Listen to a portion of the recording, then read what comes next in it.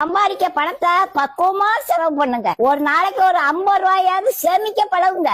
கடன் வாங்குறதுக்கு பயப்படுங்க.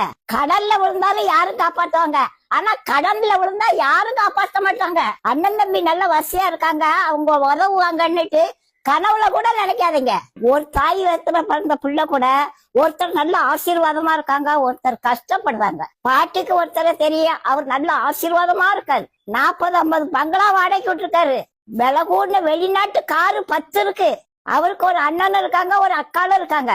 அண்ணன் தினமும் வேலைக்கு போனாதான் வீட்டுல அடுப்பெரியும். அக்காக்காரி கதையும் அதான். அக்காக்காரிக்கும் காத்துல முக்குல ஒண்ணும் கிடையாது, அவளும் கஷ்டப்படுவா. இந்த மனுஷன் ஒரு உதவி செய்யணுமே. இல்லைங்க, நீங்களே விழுந்தாலும் நீங்க தான் எந்திரிக்கணும். யாரும் தள்ளி விட்டாலும் நீங்க தான் எந்திரிக்கணும். கஷ்டப்படும் போது உதவி பண்ணதுக்குதான் அண்ணன் தம்பி இருக்காங்களாம். அப்படிதான் கடவுள் சொல்றாரு.